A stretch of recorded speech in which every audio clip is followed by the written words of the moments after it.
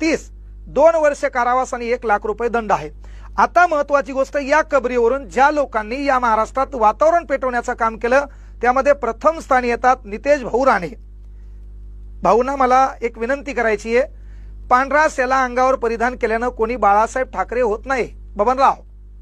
हा, तुम्ही मस्जिदमध्ये घुसून मारणार, तुम्ही झटका मटण आणणार, हे तुम्ही जे वाह्यात भाषण करायलेत, तर मी काय म्हटलं, ती सेला पांघरून कोणी बाळासाहेब ठाकरे होत नाही।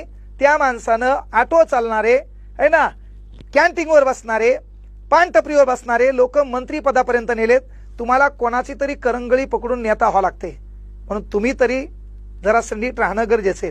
आणि जरी तुम्हाला ही कबर काढायची असेल, त्यानंतर सन्माननीय उदयनराजे, त्यानंतर राम कदम भाऊ, त्यानंतर महाराष्ट्राचे उपमुख्यमंत्री एकनाथ शिंदे साहेब पण म्हणले की या महाराष्ट्रामध्ये हा महाराष्ट्र छत्रपती शिवाजी महाराजांचा आहे, ते तर महाराष्ट्रातल्या प्रत्येक लोकांनी मान्यच करावं लागल।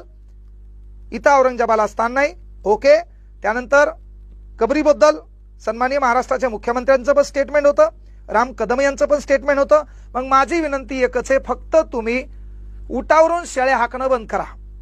नितेश राणे, उदयनराजे भोसले, त्यानंतर मिलिंद एक बोटे, राम कदम, तुम्ही काय करा, तुम्हीच ती कबर काढा। वाटलं तर तुम्हाला टिकाशी फावडे कमी पडलेत आम्ही देतो, तुम्ही स्वतः जा, तुम्ही स्वतः काढा। पोलीस बी तुमचेच आहेत, सरकार बी तुमचंच आहे, केंद्रात बी आहे, राज्यात बी आहे, आणि म्हणून तुम्ही ते करू शकता। त्याच्यामध्ये सामान्य जनतेच्या लेकरांना बिनाकामी इन्व्हॉल्व करून त्यांचं आयुष्य बर्बाद करण्याचा प्रयत्न करू नका। कारण या महाराष्ट्र नासवण्याचं एकमेव कारण काय आहे? कारण या महाराष्ट्रामध्ये, या देशामध्ये समाजापेक्षा पक्षाला आणि बापापेक्षा नेत्याला मानणारे बांडगुळ वाढल्यामुळं फक्त तुम्ही काही बोलायलेत आणि म्हणून महाराष्ट्राचं वातावरण बिघडायले। म्हणून टिकाशी फावडे आम्ही देतो, तुम्ही स्वतः जा, तुम्ही स्वतःच ती कबर बाजूला करा, बराबर आहे। आणि एवढं नसेल करायचं, वाटलं कबर तिथंच ठेवा, बाजूला छत्रपती संभाजी महाराजांचं छानपैकी स्मारक बांधा। तुमच्या विचारांना आम्ही सलाम करू है ना, पण स्मारकाबद्दल आम्ही बोलणार नाही, कारण उघड्यापाशी नागव गेलं ते रातभर हिवानं कुडकुडत मेलं।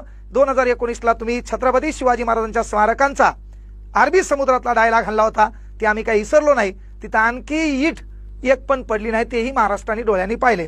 मग महाराष्ट्रातल्या तमाम युवकांना विनंती आहे की बाबा, ज्या क्रांतिकारकांनी, समाजसुधारकांनी, विचारवंतांनी स्वतःच्या संसाराची राखरांगोळी करून एवढा छान महाराष्ट्र तुमच्या हातात दिलाय, एवढा छान देश तुमच्या हातात दिलाय, तो बर्बाद होऊ देऊ नका। ह्या नेत्याचं ऐकून